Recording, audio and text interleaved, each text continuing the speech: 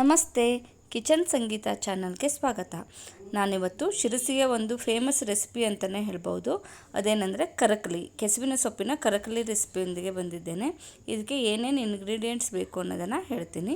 ಕೆಸುವಿನ ಎಲೆಗಳನ್ನು ಚಿಕ್ಕದಾಗಿ ಕಟ್ ಮಾಡಿ ಇಟ್ಕೊಂಡಿದ್ದೀನಿ. ನಂತರ ಗಾಂಧಾರಿ ಮೆಣಸು, ಇದು ಸ್ವಲ್ಪ ಜಾಸ್ತಿ ಬೇಕಾಗುತ್ತೆ.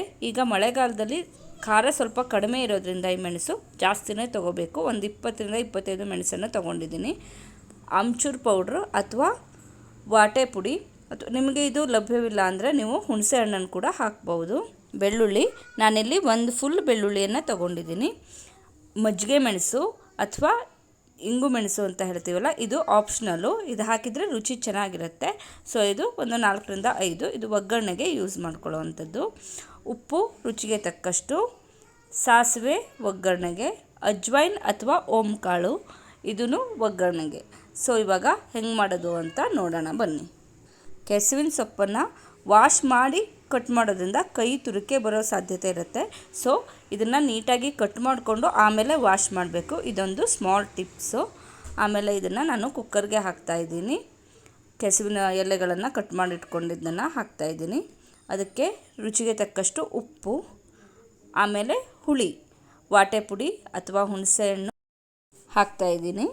ಬೇಯೋವಾಗಲೇ ಉಪ್ಪು ಮತ್ತು ಹುಳಿಯನ್ನು ಹಾಕಿ ಬೇಯಿಸಬೇಕು. ಇಲ್ಲ ಅಂದರೆ ಈ ಕೆಸುವಿನ ಸೊಪ್ಪು ಬಾಯಿ ತುರಿಸುವ ಸಾಧ್ಯತೆ ಇರುತ್ತೆ. ಸೊ ನೀವು ಹುಳಿ ಹಾಕಿನೇ ಬೇಯಿಸಬೇಕಾಗತ್ತೆ. ಇವಾಗ ಇದು ಮುಳುಗುವಷ್ಟು ನೀರನ್ನು ಹಾಕಿ ಬೇಯಿಸ್ತಾ ಇದ್ದೀನಿ. ಜಾಸ್ತಿ ನೀರೇನು ಬೇಕಾಗಲ್ಲ. ಇದು 2-3 ವಿಸಲ್ ಆದರೆ ಸಾಕಾಗತ್ತೆ. ಈ ಮಳೆಗಾಲದಲ್ಲಿ ಎಲ್ಲ ಕಡೆ ಕೆಸುವಿನ ಸೊಪ್ಪು ಚಿಗುರ್ತಾ ಇರುತ್ತೆ.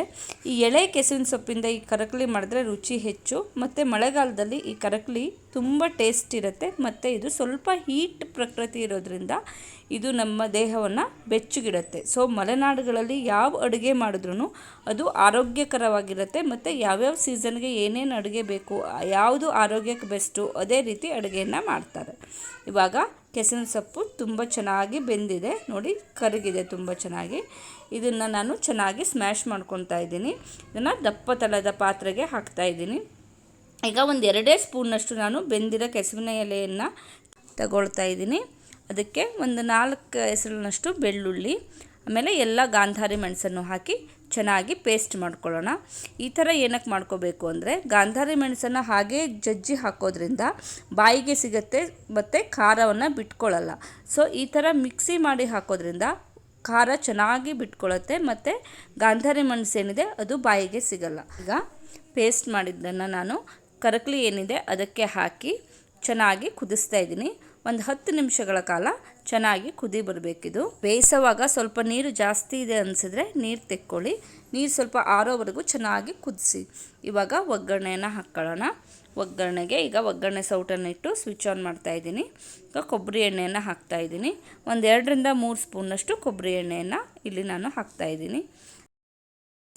ನಂತರ ಇದಕ್ಕೆ ಜಜ್ಜಿಟ್ಕೊಂಡಿರುವಂತಹ ಬೆಳ್ಳುಳ್ಳಿ ಎಸಳುಗಳನ್ನು ಹಾಕ್ತಾಯಿದ್ದೀನಿ. ಅಜ್ವೈನ್ ಅಥವಾ ಓಂಕಾಳನ್ನು ಹಾಕ್ತಾಯಿದ್ದೀನಿ. ಇದನ್ನು ಕೈಯಲ್ಲಿ ಸ್ವಲ್ಪ ಈ ಥರ ರಬ್ ಮಾಡಿ ಹಾಕೋದ್ರಿಂದ ಅಜ್ವೈನ್ ಸ್ಮೆಲ್ಲು ಚೆನ್ನಾಗಿ ಬರುತ್ತೆ. ಸೊ ಈ ಥರ ಮಾಡಿ ಹಾಕಬೇಕು. ಆಮೇಲೆ ಮಜ್ಜಿಗೆ ಮೆಣಸಿನ್ಕಾಯಿ, ಆಮೇಲೆ ಸಾಸಿವೆ ಕಾಳು ಎಲ್ಲವನ್ನು ಹಾಕಿ ಚೆನ್ನಾಗಿ ಫ್ರೈ ಮಾಡ್ಕೊಳ್ಳಿ. ಸಾಸಿವೆ ಕಾಳು ಚಟಪಟ ಅನ್ನಬೇಕು, ಅಲ್ಲಿವರೆಗೆ ಚೆನ್ನಾಗಿ ಫ್ರೈ ಮಾಡ್ಕೊಳ್ಳಿ. ನೋಡಿ ಇವಾಗ ಸಾಸಿವೆ ಕಾಳು ಚಟಪಟ ಅಂದಿದೆ. ಈ ಒಗ್ಗರಣೆಯನ್ನು ನಾನು ಕುದೀತಾ ಇರುವಂತಹ ಕರಕಲಿಗೆ ಮಿಕ್ಸ್ ಮಾಡ್ತಾಯಿದ್ದೀನಿ. ಈ ಒಗ್ಗರಣೆ ಹಾಕಿದ ನಂತರನೂ ನೀವು ಒಂದು 5 ನಿಮಿಷಗಳ ಕಾಲ ಚೆನ್ನಾಗಿ ಕುದಿಸಿ. ಈ ಕರಕಲಿಯನ್ನು ಬಿಸಿ ಬಿಸಿ ಅನ್ನದ ಜೊತೆಗೆ ಕೊಬ್ಬರಿ ಎಣ್ಣೆ ಮತ್ತು ಲಿಂಬು ರಸದೊಂದಿಗೆ ಊಟ ಮಾಡ್ತಾಯಿದ್ರೆ ನೀವು ಎಷ್ಟು ಊಟ ಮಾಡಿದ್ದೀರಿ ಅಂತಲೇ ಗೊತ್ತಾಗಲ್ಲ, ಅಷ್ಟು ಟೇಸ್ಟಿಯಾಗಿರುತ್ತೆ. ಈ ರೆಸಿಪಿನ ಒಮ್ಮೆ ಟ್ರೈ ಮಾಡಿ ನೋಡಿ, ಇಷ್ಟ ಆಯಿತಾ ಅಂತ ಹೇಳಿ. ಇನ್ನೊಂದು ರುಚಿಕರವಾದ ರೆಸಿಪಿಯೊಂದಿಗೆ ಬರ್ತೀನಿ. ಧನ್ಯವಾದಗಳು.